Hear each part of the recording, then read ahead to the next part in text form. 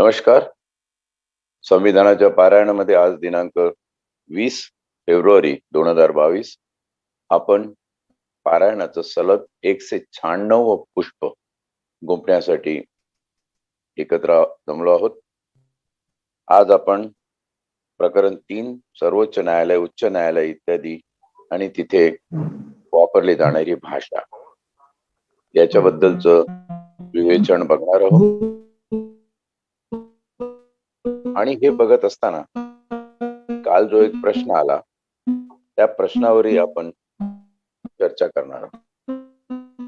काल शिवजयंतीच्या निमित्ताने छत्रपती शिवाजी महाराज यांच्या जयंतीच्या निमित्ताने एक प्रश्न विचारण्यात आला आणि तो प्रश्न असा होता की 19 फेब्रुवारी जी कालची तारीख होती, 19 फेब्रुवारीला आम्ही छत्रपती शिवाजी महाराजांची जयंती महाराष्ट्रातच नव्हे देशात जगभर साजरी करतो आणि ही शासकीय तारीख आहे.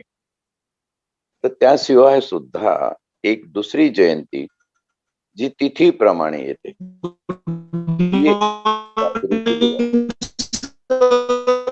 तर इथे प्रश्नकर्त्याला असा प्रश्न विचारायचा आहे की एवढ्या मोठ्या युगपुरुषाची, एवढं मोठं एक व्यक्तिमत्व ज्याला जगात मान आहे, त्याच्या आपण आपल्या प्रांतामध्ये 2 जयंत्या साजऱ्या करतो, हे कसं काय? आणि प्रश्नकर्ता हेही म्हणाला की उद्या जर आमची मुलं नातवंड विचारायला लागली की नेमका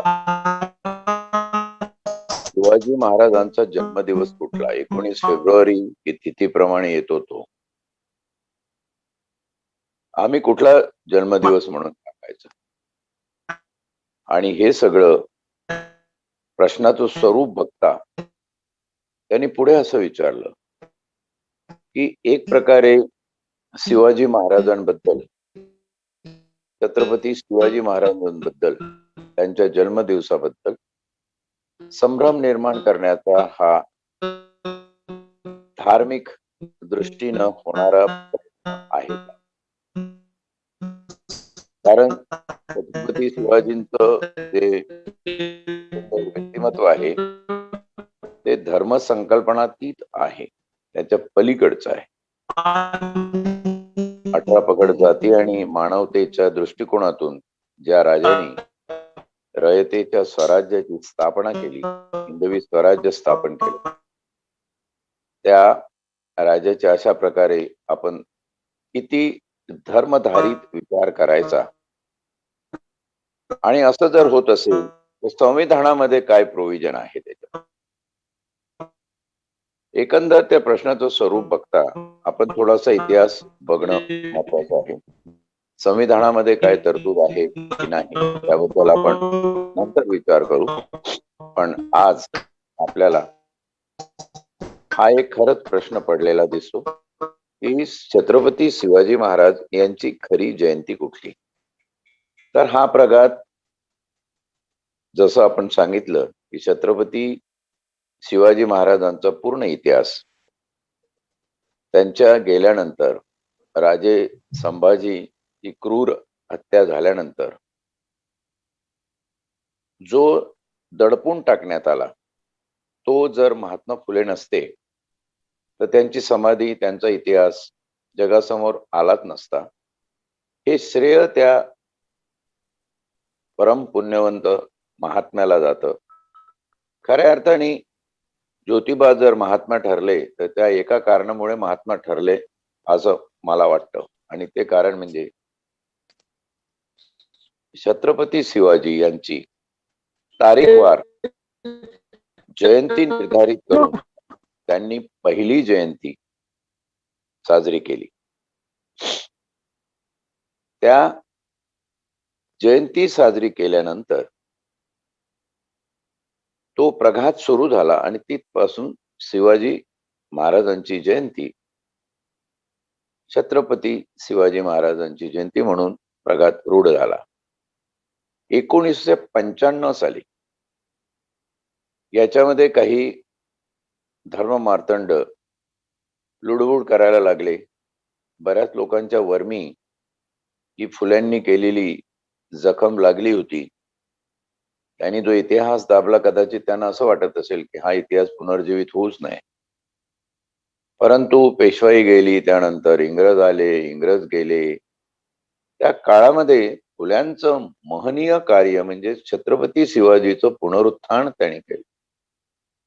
एक पुनर्विलोकन करून इतिहासाची नवी मांडणी खऱ्या अर्थाने तुम्हाला तुमचं स्वत्व आज ज्या छत्रपतींना आम्ही महाराष्ट्राचं दैवत मानतो, त्या छत्रपतींना अशा प्रकारे निर्माण करणारे हे फुले होते. आणि मग 1995 साली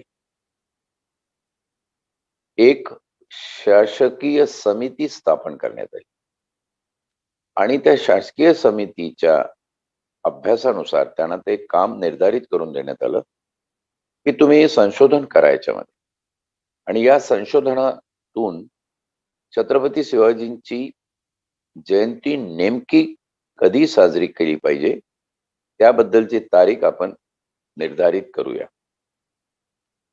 आणि त्या समितीमध्ये इतिहासापासून, साहित्यापासून, संत साहित्यापासूनचे रेफरन्सेस, जिथे तुकाराम आणि शिवाजी महाराज यांची भेट झाली की नाही याच्यावरही प्रवाद आहे. सांगण्याचा उद्देश माझा असा आहे की या समितीमध्ये तुकारामाचे जे वंशज आहे डॉक्टर सदानंद मोरे, पुणे विद्यापीठातलं फार व्यासंगी असं व्यक्तिमत्व आहे, अतिशय उच्च विद्याविभूषित असा माणूस, तोही या समितीमध्ये सामील झाला होता. आणि या सगळ्यांनी मिळून शासकीय मार्गाने शासनाच्या दप्तरी असलेल्या सगळ्या नोंदी, सगळा इतिहास लक्षात घेऊन जी प्रमाणशीरता लावली आणि त्या प्रमाणशीरतेवरून 19 फेब्रुवारी ही छत्रपतींची जन्मतारीख, छत्रपती शिवाजी महाराजांचा जन्मदिवस म्हणून साजरा करण्यात यावा असा रिपोर्ट दिला. त्या रिपोर्टवर आपल्या विधानमंडळामध्ये ठराव प्रस्तावित करण्यात आला. बहुमताने तो ठराव पास झाला. पण तो जो काळ आहे, ती जी विधानमंडळ आहे, ती जी विधानसभा आहे, ती होती शिवसेना आणि बीजेपी यांच्या संयुक्त सरकारची. तो काळ आपल्याला विसरता येत नाही. मग एकदा शासकीय मार्गाने, शासनाच्या रूढीवत पद्धतीने, संवैधानिक आणि वैधानिक मार्गाने जर छत्रपती शिवाजी महाराजांची जन्मतारीख 19 फेब्रुवारी ही निर्धारित केली गेली तर परत तिथीप्रमाणे छत्रपती शिवाजी महाराजांची जयंती साजरी करण्याची गरज काय? तो जो काळ आहे, ते जे संक्रमण आहे, ते राजकीय दृष्टिकोनातून तुम्ही जर थोडंसं बघितलं आणि दांभिक पक्ष जे राजकारणात सांगतात एक, करतात दुसरं आणि मिरवतात तिसरंच, तर त्या काळामध्ये शिवसेना ही राजकारणात आल्यानंतर पहिलं महत्वाचं काम जर काही झालं त्या काळात, विशेषतः याची सुरुवात 93च्या बॉम्बस्फोटापासूनच झाली होती की शिवसेना प्रमुख यांनी मराठी माणूस हा पदर सोडून हिंदुत्वाचा पदर धरला होता आणि हिंदुत्वाकडे शिवसेना गेलेली आपल्याला दिसते. की बाबरी पतनामध्ये कारसेवक शिवसेनेचे असतील तर मला अभिमान आहे, हे वाक्य आपण जर ऐकलं बाळासाहेब ठाकरेंचं तर आपल्या हे लक्षात येतं की तेच बाळासाहेब ठाकरे जेव्हा भाषणात शिवाजी पार्कच्या कित्येक वर्षापूर्वीच्या झालेल्या 70च्या दशकातल्या भाषणातलं त्यांचं वाक्य आहे की पूर्वेला उगवणारा सूर्य पश्चिमेला उगवेल, पण शिवसेना ही कधी राजकारण करणार नाही. शिवसेना ही समाजकारणच करेल.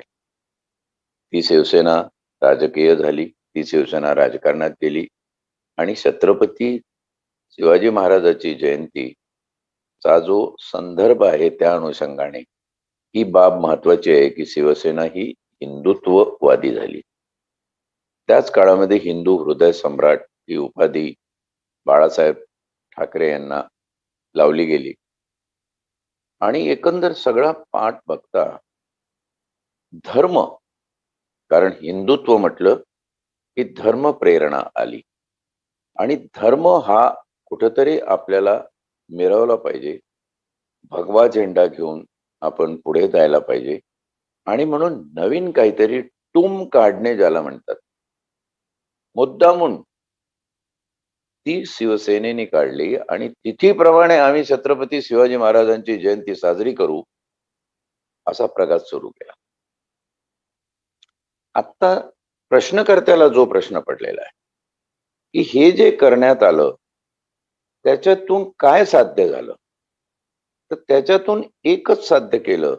शिवसेनेच्या माध्यमातून धर्ममार्तंडीय राज्यसत्तेने एकच साध्य केलं की छत्रपती शिवरायाला हिंदूंचं दैवत करून टाकलं.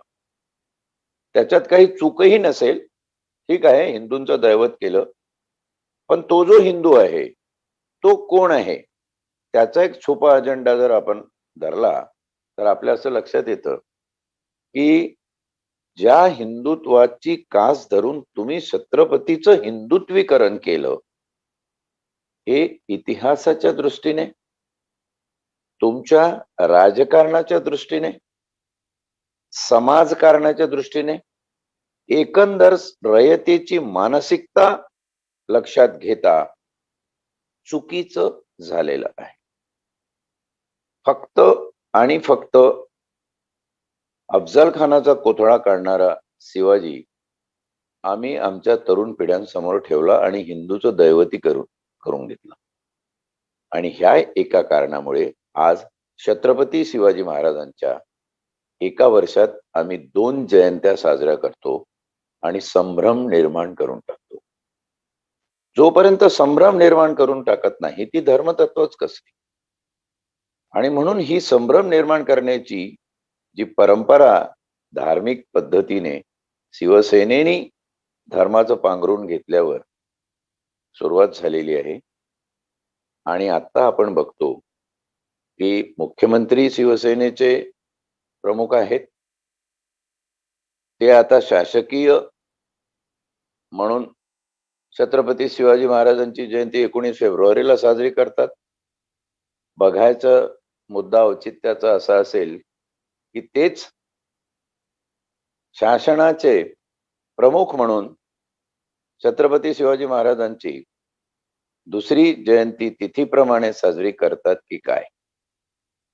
आणि एक राष्ट्रीय स्मारक किंवा राष्ट्रीय प्रतीक, राष्ट्राचा मानबिंदू या दृष्टीने जर बघितलं तर प्रश्नकर्त्याच्या शेवटच्या प्रश्नाच्या भागाच्या उत्तराकडे येतो की यामध्ये संविधानामध्ये काय तरतूद आहे आणि असं करणाऱ्यांवर काही ऍक्शन होऊ शकते का. पण आता इथे काय झालं की ऍक्शन संविधानानुसार होऊ शकते. शिवाजी महाराज हे श्रेष्ठतम राष्ट्रपुरुष आहे आणि राष्ट्रपुरुषाची ही एक प्रकारे अवहेलना आहे की एका वर्षामध्ये 2 वेळा त्यांच्या जयंत्या साजऱ्या. त्यांच्या जन्माबद्दल, त्यांच्या जन्म तारखेबद्दल एक संभ्रम समाजामध्ये तुम्ही निर्माण करताय. राष्ट्रपुरुषाच्या बाबतीत तुम्हाला असा प्रकार करता येणार नाही आणि करूही नये. तुम्हाला पाहिजे तर परत बसा, निर्धारित करा आणि एकदा हे ठरवा की तुम्ही दिलेल्या कॅलेंडर प्रमाणे, शासकीय समितीने दिलेल्या अहवालाप्रमाणे, प्रस्तावित केलेल्या विधानसभेतल्या ठरावाप्रमाणे जे एक अध्यादेशाच्या द्वारे संविधानिक पद्धतीने शिवाजी महाराजांची जयंती जर तुम्ही 19 फेब्रुवारीला निर्धारित केलेली आहे, तर दुसरी जयंती त्यांची साजरी करण्याचं धर्ममार्तंडीय कृत्य का, हा खरा प्रश्न आहे. आणि इथे राष्ट्रपुरुष खरं तर जगत पुरुष आहेत. जगामध्ये हा प्रकार कुठेही झाला असता तर एक प्रामुख्याने घडलं असतं की संभ्रम आहे ना, 2 तुम्ही जयंत्या साजऱ्या करता तिथीप्रमाणे तुम्हाला का करावीशी वाटते? तुम्हाला जी तारीख तुम्ही स्वतः निर्धारित केलेली, शासनाने निर्धारित करणं आणि विधानमंडळामध्ये तो ठराव पास होणे याचाच अर्थ काय आहे? जनप्रतिनिधीने निर्धारित केली. म्हणजे तुमचा रयतेच्या लोकांवर विश्वास नाही. त्यांचे प्रतिनिधी येऊन जे निर्धारित करतात तारीख ती तुम्हाला मान्य करायची नाही. त्याशिवाय तुम्हाला तुमची टूम महत्वाची आहे, की आम्ही धर्माच्या याच्यानुसार तिथीप्रमाणे करू. हे चूक होतंय कुठे. राष्ट्रपुरुषाचा अपमान आहे, राष्ट्रपुरुषाची अवहेलना आहे आणि माझी विनंती आहे शिवसेनेला, की त्यांनी हे करू नये. याच्यानी जो संभ्रम तरुणांमध्ये निर्माण होतोय तो कायमचा राहील आणि आयुष्यभर तुम्ही त्यांच्या या प्रश्नाचं उत्तर देऊ शकणार नाही, की हे करण्याची गरज काय होती? खरंच भगवा हाती घेतला म्हणजे हिंदू धर्म झाला का हो? आणि भगवा जर हाती घेऊन हिंदू धर्म होत असेल तर तो कशासाठी हाती घेता तुम्ही? मारामाऱ्या करण्यासाठी, मुस्लिमांबरोबर दंगली करण्यासाठी? त्या पलीकडे जात कसं नाही तुमचा भगवा? छत्रपतीचा भगवा तुम्ही सीमित करताय का? छत्रपतीचा भगवा 18 पगड जातींचा रयतेचा भगवा आहे.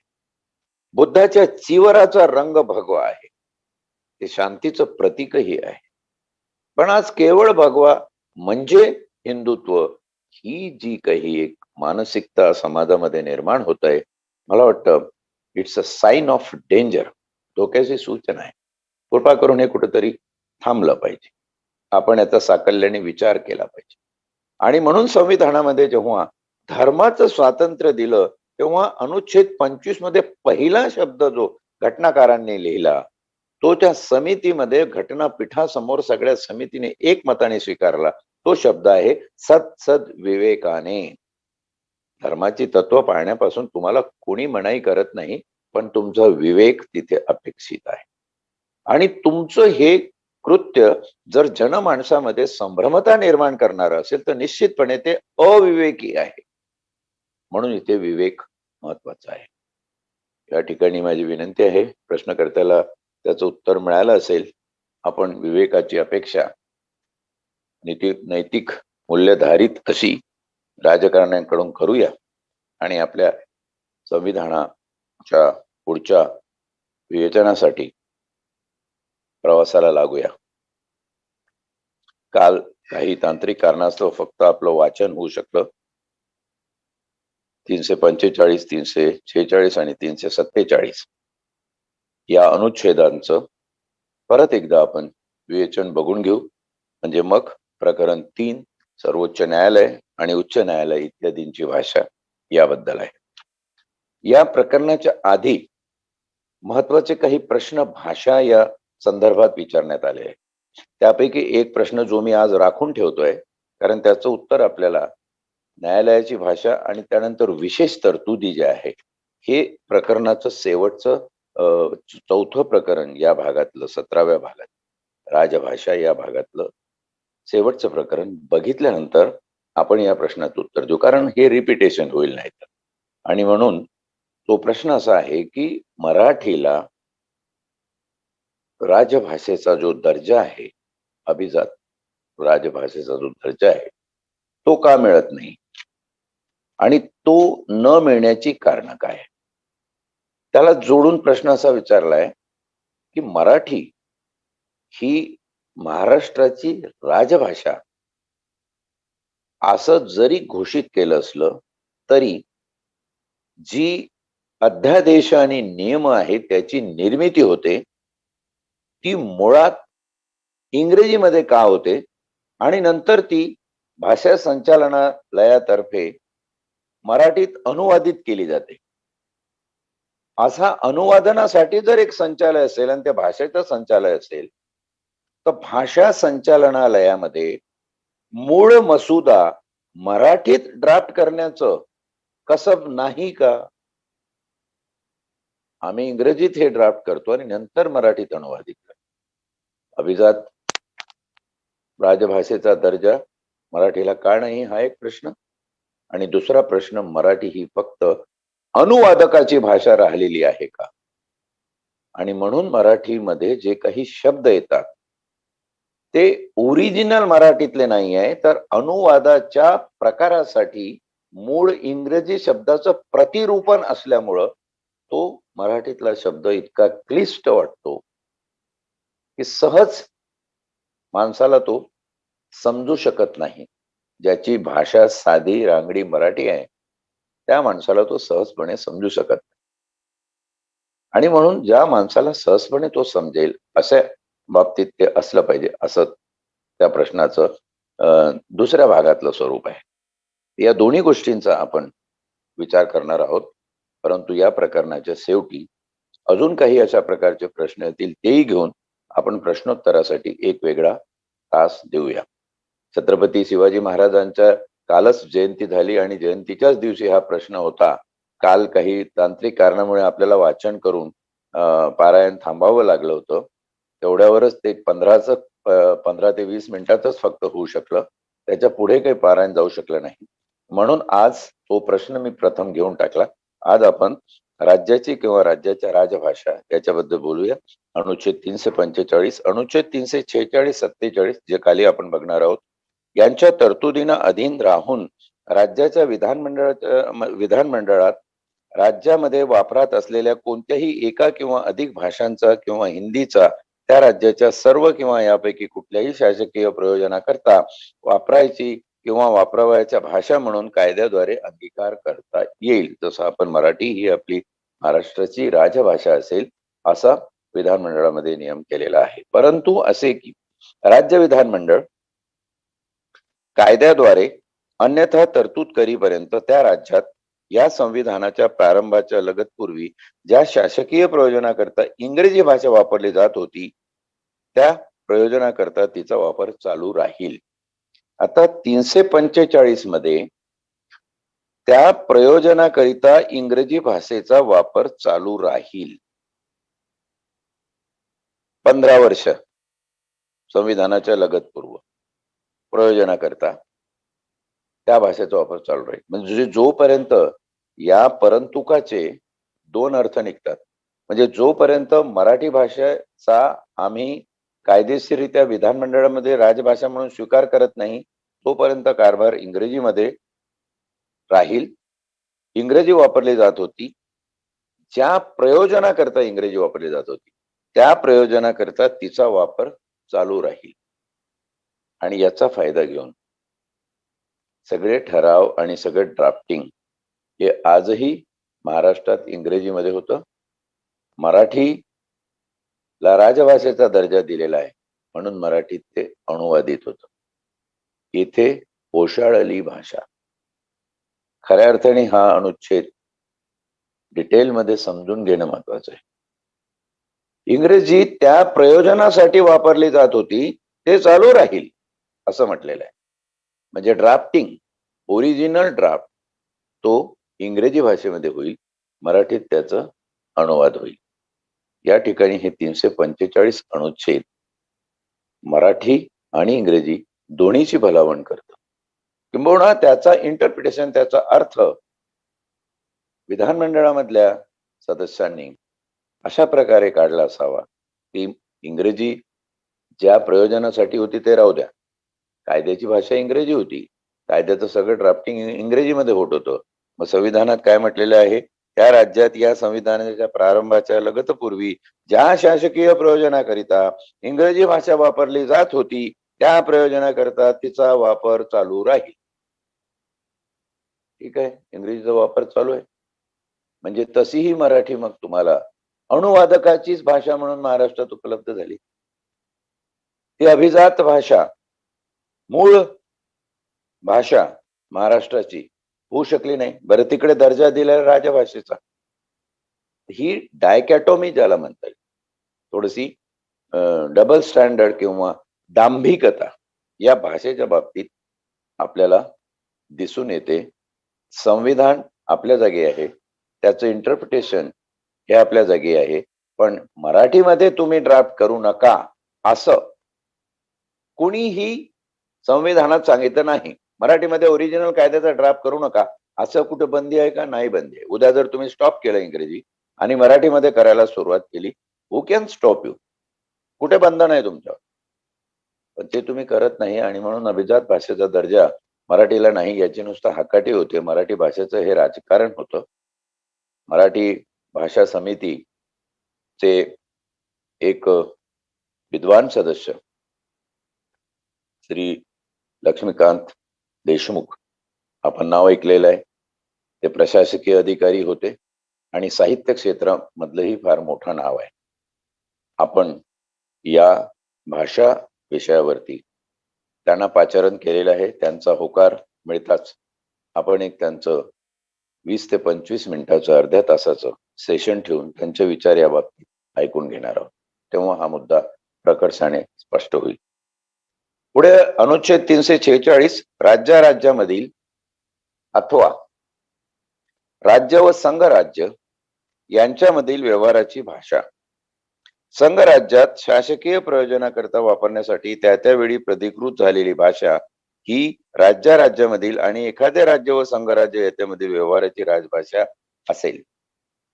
परंतु असे की जर 2 किंवा अधिक राज्याची हिंदी भाषा ही अशा राज्यामधील व्यवहाराची राजभाषा असावी असे एकमताने ठरवले तर ती भाषा अशा व्यवहारासाठी वापरता येईल. उदाहरण द्यायचं झालं तर तेलंगणा, आंध्र प्रदेश, पंजाब आणि हरियाणा या ठिकाणी एकच भाषा आहे. तर दोन्ही ती भाषा ठरू शकतात किंवा हिंदीची भाषा ठरू शकतात. 2 राज्य आणि संघ राज्य जिथं असेल तर संघ राज्यामध्ये कुठली भाषा असावी हे संघ राज्य आणि ज्या राज्याबरोबर शासकीय व्यवहार आहे ते राज्य ठरवेल. बहुधा ही हिंदी किंवा इंग्रजीच असते, कारण संघ राज्याची भाषा, राजभाषा ही हिंदी आहे आणि इंग्रजीमध्ये असलेले जे जुने शासकीय प्रघात आहे ते तसेच चालू ठेवण्यात आलेले आहेत. त्याच्यामुळं आयदर हिंदी और इंग्लिश असा तो प्रकार संघराज्य आणि राज्य यांच्या बाबतीत झालेला दिसतो. इतप्पर 2 राज्य जे एक भाषिक असतील ते आपल्या 2 राज्यातली शासकीय आणि प्रशासकीय व्यवहाराची भाषा कुठली असावी याच्यावर एकमत करून अशी भाषा अंगीकारू शकतात. 347 या प्रकरण 2 प्रादेशिक भाषामधलं शेवटचा अनुच्छेद आहे. ते असं म्हणतं, राज्याच्या लोकसंख्येपैकी एखाद्या वर्गाकडून बोलल्या जाणाऱ्या भाषेविषयी विशेष तरतूद. भाषेच्या वापरास मान्यता मिळण्याबाबत मागणी केली गेल्यावर जर एखाद्या राज्यामधील लोकसंख्येपैकी पर्याप्त लोकांची, पर्याप्त म्हणजे साइजेबल किंवा मेजॉरिटी म्हणा, दखल घेण्यासारख्या लोकसंख्येची तिच्याकडून बोलल्या जाणाऱ्या कोणत्याही भाषेच्या वापरास त्या राज्याकडून मान्यता मिळावी अशी इच्छा असेल, कोणाची? लोकांची, याबद्दल राष्ट्रपतीची खात्री झाली तर, आणि कोण कन्व्हिन्स झालं पाहिजे? राष्ट्रपती कन्व्हिन्स झाले तर तो विनिर्दिष्ट करील अशा प्रयोजनाकरिता त्या राज्यात सर्वत्र किंवा त्यांच्या कोणत्या भागात अशा भाषेला अधिकृतरित्या मान्यता मिळावी असा निर्देश तो देऊ शकेल. तो म्हणजे राष्ट्रपती देऊ शकेल. एखाद्या विशिष्ट भागामध्ये एखाद्या राज्याच्या, भारताच्या कुठल्याही प्रांताच्या एखादी भाषा बोलली जाते आणि तिथल्या लोकांना बाय चॉईस, मेजॉरिटी लोकांना असं वाटतं बहुमताने की आमच्या शासकीय आणि प्रशासकीय संदर्भातली जी भाषा असेल ती आमची जी मायबोली आहे, इथली मदर टंग आहे, ती असली पाहिजे अशी लोकांची इच्छा आहे अशी राष्ट्रपतींची खात्री पटली तर राष्ट्रपती अशा भाषेला मान्यता देऊ शकेल. आणि त्याही भाषेला मान्यता देताना शासनाच्या कुठल्या प्रयोजनासाठी, म्हणजे शासनाचे ठराव, शासनाचे नियम, शासनाचे अधिनियम त्या भाषेमध्ये असावे की अजून काही बाकीचे कारभार आहेत, नियमावली ती असावी, विधी, उपविधी असे काही छोटे मोठे नियम असावे, किंवा मूळ मसुदा काय आहे तो असावा, कुठल्या प्रयोजनासाठी ती भाषा वापरली जाईल त्या प्रयोजनाची निर्णायक खातरजमा राष्ट्रपती करून तशा प्रकारे आदेश देऊ शकेल. असे हे 3 अनुच्छेद प्रादेशिक भाषा या प्रांतामधले आपल्याला या ठिकाणी बघायला मिळतात. पुढचं प्रकरण 3 आहे, ज्याचं एक अनुच्छेद आज आपण घेऊया, अनुच्छेद 348. याच्यामध्ये म्हटलंय प्रकरण 3 सर्वोच्च न्यायालय, उच्च न्यायालय इत्यादींची भाषा. हा एक महत्वाचा संदर्भ आहे. 348 अनुच्छेद सर्वोच्च न्यायालयात व उच्च न्यायालयामध्ये आणि अधिनियम, विधेयके इत्यादी करिता वापरावयाची भाषा.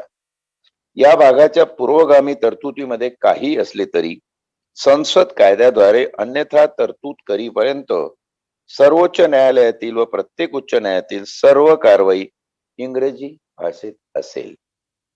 Official language of supreme court and high court is English. कुठपर्यंत? जोपर्यंत संसद असा कायदा करत नाही, आतापर्यंत 75 वर्षात तर संसदेने असा कायदा केला नाही, ती इंग्रजी भाषेतच हायकोर्ट आणि सुप्रीम कोर्टाची कामं चालतात. लोअर कोर्टामध्ये प्रादेशिक भाषा असेल तर जेव्हा प्रकरण हायकोर्टात जातं तेव्हा आपल्याला असं माहित असेल की ट्रान्सलेटर्स, ऑफिशियल ट्रान्सलेटर असतात आणि ऑफिशियल ट्रान्सलेटर ही भाषा मराठी महाराष्ट्रातली असेल किंवा अजून कुठल्या राज्यातली प्रादेशिक भाषा असेल तिचा अनुवाद इंग्रजीत करून त्या अनुवादावर ते पिटिशन्स दाखल होतं. हे हायकोर्ट आणि सुप्रीम कोर्टाच्या बाबतीत या ठिकाणी म्हटलेलं आहे. त्याच्या पुढे संसदेच्या दोहोपैकी कोणत्याही सभागृहात अथवा राज्य विधानमंडळाच्या सभागृहात किंवा दोहोपैकी कोणत्याही सभागृहात प्रस्तुत करावयाची सर्व विधेयके किंवा त्याच्या बाबतीत मांडावयाच्या सुधारणा यांचे संसदेने किंवा राज्य विधानमंडळाने पारित केलेल्या सर्व अधिनियमान्वये व राष्ट्रपतीने किंवा राज्याच्या राज्यपालाने प्रख्यापित केलेल्या सर्व अध्यादेशाचे आणि तिसरं, या संविधानामध्ये अन्यथा अथवा संसदेने किंवा राज्य विधानमंडळाने केलेल्या कोणत्याही कायद्यान्वये काढलेले सर्व आदेश, नियम, विनियम व उपविधी यांचे प्राधिकृत पाठ इंग्रजी भाषेत असतील. प्राधिकृत पाठ कशाबद्दलचं हे सगळं? न्यायिक कारभारासंबंधी, लॉ अँड ज्युडिशियरीच्या कारभारास जे काही संसदेने केलेले नियम अधिनियम असतील, विधानमंडळाने केलेले नियम अधिनियम असतील आणि कायदेशीररित्या काढलेले आदेश, नियम, विनियम किंवा विधी, उपविधी असतील त्याचे प्राधिकृत पाठ.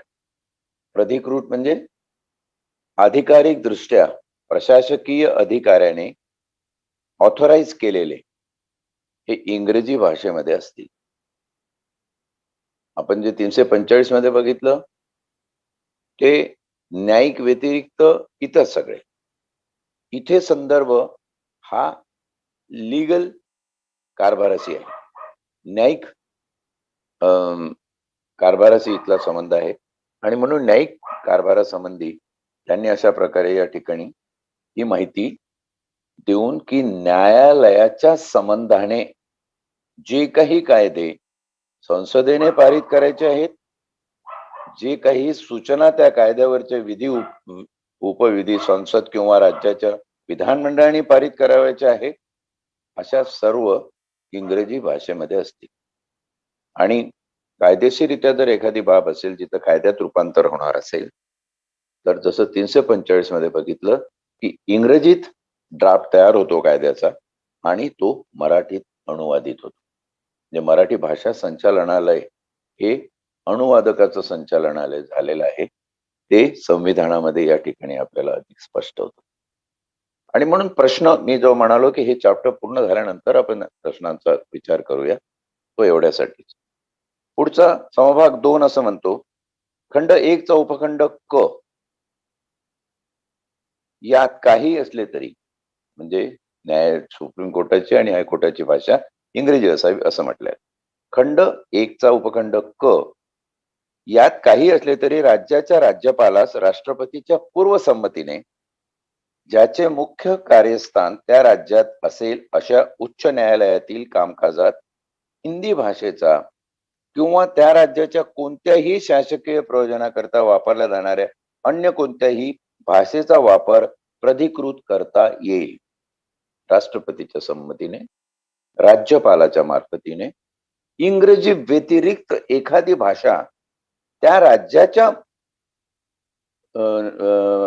मुख्य त्या राज्याच्या उच्च न्यायालयामध्ये वापरावी की नाही याबद्दलचा निर्णय हा राज्यपालाचा असेल. राज्यपाल अशा प्रकारे निर्णय घेऊ शकतील. याला एक परंतु काय, परंतु असे की अशा उच्च न्यायालयाने दिलेला किंवा केलेला कोणताही न्याय निर्णय, हुकुमनामा किंवा आदेश यास या खंडातील कोणतीही गोष्ट लागू असणार नाही. याचाच अर्थ असा की न्यायालयाचं जे ऑर्डर आहे, जे डिसिजन आहे, ते याप्रमाणे न्यायालयाच्या कामकाजासाठी चालवलेल्या भाषेतच असेल असं नाही.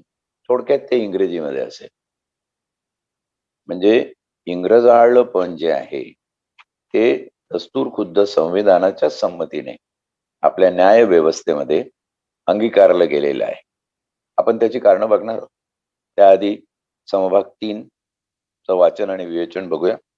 समभाग 3 खंड 1 चा उपखंड ख मध्ये काही असले तरी जेथे एखाद्या राज्याच्या विधानमंडळाने त्या राज्याच्या विधानमंडळात प्रस्तुत केली जाणारी विधेयके किंवा त्यांच्याकडून पारित केले जाणारे अधिनियम यांच्यामध्ये किंवा राज्याच्या राज्यपालाकडून प्रख्यापित केल्या जाणाऱ्या आदेशामध्ये किंवा उक्त उपखंडाच्या परिच्छेद 3 यात निर्देशिलेल्या कोणताही आदेश, नियम, विनियम किंवा उपविधी यांच्यामध्ये वापरण्यासाठी इंग्रजी भाषेहून अन्य कोणतीही भाषा विहित केली असेल तेथे त्या राज्याच्या राज्यपालास प्राधिकारा अन्वये त्या राज्याच्या शासकीय राजपत्रात प्रसिद्ध केलेला त्याचा इंग्रजी भाषेतील अनुवाद हा या अनुच्छेदान्वये त्याच्या इंग्रजी भाषेतील प्राधिकृत पाठ असल्याचे मानले जाईल.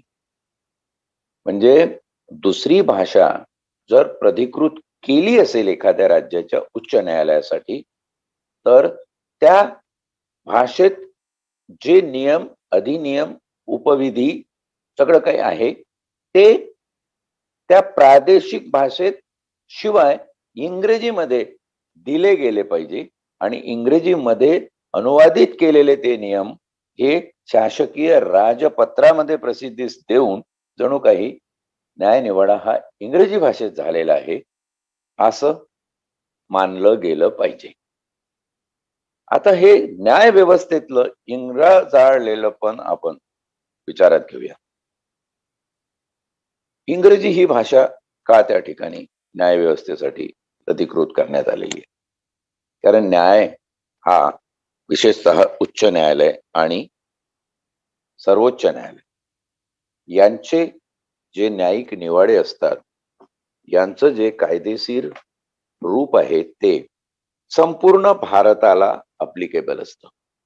जे एखाद्या उच्च न्यायालयाने एखाद्या बाबतीत, उदाहरणार्थ हिजाब असो किंवा तुमचा नकाब असो, बुरखा असो, त्या बाबतीतले धर्माचे काही बाब असतील, काही सेक्शनाच्या बाबी असतील, काही सामाजिक अभिसरणाच्या बाबी असतील, अमालगमेशन ऑफ सोसायटी, काही आरक्षणाच्या बाबी असतील, त्याच्यामध्ये कुठल्याही भारतातल्या राज्यातल्या उच्च न्यायालयाने दिलेला आदेश, दिलेलं डिसिजन, निर्णय हा कायदा स्वरूपात लागू पडतो. दुसऱ्या केसमध्ये संदर्भासाठी किंवा अनुषंगाने त्याचा रेफरन्स म्हणून आपण देऊ शकतो. हे उच्च न्यायालयामध्ये जसं आहे तसं सुप्रीम कोर्टाचं आहे. आणि म्हणून या न्याय व्यवस्थेला इंग्रजीचं अधिष्ठान एवढ्यासाठी ठेवलेलं आहे की इंग्रजी ही एक तर मुळात इंग्रजांचं राज्य होतं, ब्रिटिशांचं, तेव्हा त्यांची शासकीय कारभाराची भाषा होती. सगळे कायदे इंग्रजीमध्ये आहेत. सगळ्या कायद्यांची प्रतिरूप इतर प्रादेशिक भाषात झालेली आहे. परंतु ती एका राज्यात दिलेल्या उच्च न्यायालयाचा निर्णय जर दुसऱ्या राज्यात वापरायचा असेल किंवा छोट्या कोर्टात कुठे वापरायचा असेल तर तो इंग्रजीमध्ये असला पाहिजे, जेणेकरून इंग्रजी ही ऍक्सेसिबल आहे थ्रू आउट द कंट्री. आणि म्हणून इंग्रजीला न्यायिक भाषेमध्ये, न्यायिक कारभारामध्ये एक विशेष दर्जा देण्यात आलेला आहे. तो या प्रकरण 3 मध्ये अनुच्छेद 347 आणि 48 ह्याच्यामध्ये देण्यात आलेला आहे. आपण शेवटचा अनुच्छेद एक शिल्लक आहे या प्रकरणातला, तो बघून मग चौथं प्रकरण भाषेबद्दलचे जे विशेष अधिकार आहेत त्याचं विवेचन बघणार आहोत. आणि त्यानंतर आपण प्रश्नोत्तर आणि तज्ज्ञांकडून सुद्धा मराठीला अभिजात भाषेचा दर्जा का नाही याच्याबद्दलच विवेचन बघणार आहोत. त्याशिवाय काही इतर प्रश्न असतील तेही आपण मांडावेत, त्याचंही उत्तर देण्याचा यथासांग प्रयत्न केला जाईल याची हमी देतो. आणि आज वेळेची मर्यादा लक्षात घेऊन तुमच्या अनुमतीने या ठिकाणी तारीख आहे